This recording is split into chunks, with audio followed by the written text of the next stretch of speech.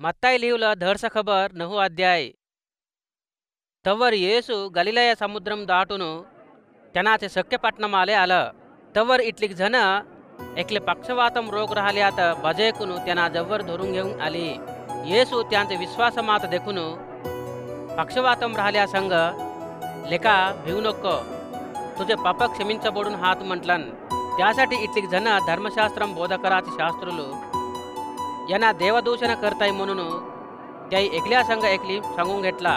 येसू त्यांचा आलोचना चोवून घेऊन तुम्ही कहाले तुमचे हृदयालात वाईटचे आलोचनाल करता म्हणून त्या संग म्हटलन.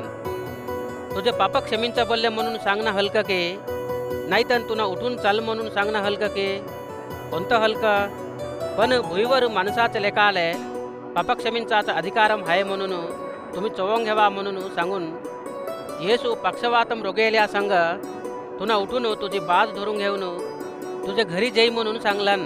तवर त्यांना उठून त्यांनाचे घरी गेलं. यात पद देखून जुग आचार्य पडले. माणसनाले एवढं मोठं अधिकारम दिले देवाले काही आराधना केला. येसू तेथून बाहेर निघून जाताने तहसील वसूल कराच्या जाग्यावर मत्ताई मनाचं एकलं माणूस बसून राहणं देखून त्यांना संग मत्ता अनुसरिंच म्हणत म्हटलन. त्यांना उठून त्यांना आता अनुसरिंचलन.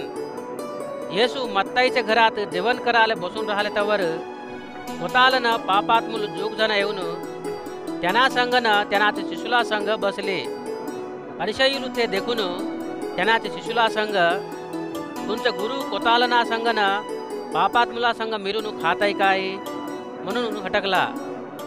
पण येसू ते ऐकून त्या संग असं म्हटलन.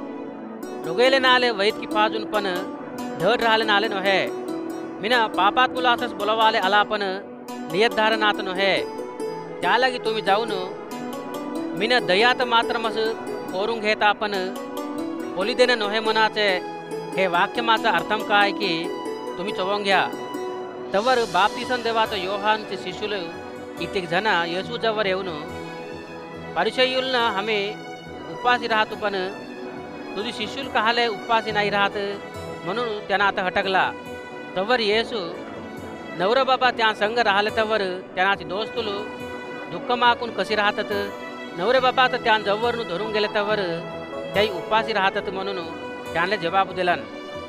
जुने फडके आले कोणीस नवे फडके आता आतकू नाही घालत. तसं घाटलंच राहिल्या ते आतकू ते फडके आता फारते अजून फाटून जाणं अधिक होते. अजून नव्वे द्राक्षा रसमात जुन्ने कातड्याचे चंचुलात कोणीच नाही घालत. तसं घाटलंच राहिल्या कातड्याचे चंचुलू पिकलून द्राक्षाचा रस गरून जाऊन ते चंचुलू पाड होतात. त्यालागे नव्वे द्राक्षाचा रस नव्वे कातड्या चंचुलातच घालावा तवर त्या दोन्ही खराब होण्यास राहतात. येसू त्या संघ हे संगतलू सांगत राहताने युदुल आराधना कराच्या जाग्याचा एकला अधिकारी येऊन त्यांना पाया लागून माझी लेकीन आत्ताच मरून गेली. झाल्या काही तुला येऊन तेम्यावर तुझा हात ठेवल्याक तेम्या वाचते म्हणून म्हटलन. संगस येसून त्यांनाची शिष्युलू त्यांना मग गेली. हेच वक्तीत 12 सालापासून रक्कस फडका होवाचे रोगाकून राहिली एकली बायको तेम्या मिना त्यांनाचे फडकीनात हबल्य काही मल्ले पुरागा धड होते म्हणत म्हणून घेऊन त्यांना मग्ग येऊन त्यांनाचे अंगल्याचे काटा आता हबल्लन. येसू मग फिरून तेम्याकडे देखून बया भिवू नको, तुझा विश्वासम तू तर धड करलन म्हटलन. ते घडियातच तेम्या धड होले. येसू ते अधिकारीच्या घरात गेले तवर तेत पिलंगोने वाजवत राहिल्यानात रडत राहिले गुंपूत देखून त्या संग असं म्हटलन. बाहेर निघून जा, हे बाबून जपू जात आहे पण नाही मरून जावा म्हणत सांगले तवर त्या येसू तर देखून हसले. त्यांना ते गुंपूत बाहेर घातल्या पायी भुत्तूर जाऊन ते बयाचा हात हबडतानीस तेम्या संगस उठले. हे खबर ते प्रांतमाख पाकलं. तेथून येसू बाहेर निघून जात राहताने दोघी गुडगे त्यांना मग जात वास करून राहिले दावीद राजाचे लेखा हमावर दया दाखवाई म्हणत किकल घातला. त्यांना घरात गेल्या पायी ते गुडगी त्यांना जवळ आले.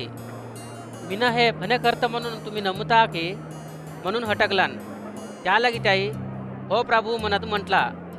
तवर त्यांना त्यांचे डोरेनात हबळत तुमचे नमुक मात धरून तुम्हाला जरगते म्हटलन. संगस त्यांले नदर आलं.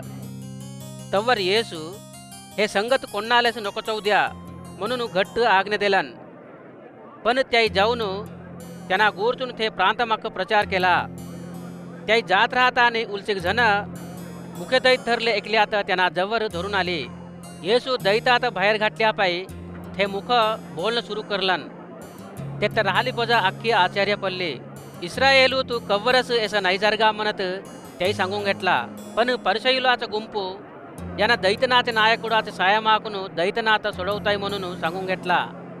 येसू अख्खे गवनाले पटनाले जात योधुल आराधना कराचे जागेनात बोध करत देवाचे राज्यमा गुरचून धड सकबर प्रचार करत प्रत्येक रोगात धड करत राहिलं.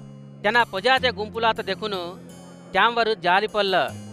काहले म्हटल्या रखनदार नाईटले मेडनाच्याने ताई चवे नाहीस कोणतं सायम नाहीस हात. तवर येसू त्यांनाच्या शिशुला संघ म्हटलन हक्क गुडाचा जुग आहे पण वनीची उन्हा हात. त्यालागी प्रभू झाले पिकाचे मालक धारात जुग जण वनीचे नातं धाड म्हणून हटका.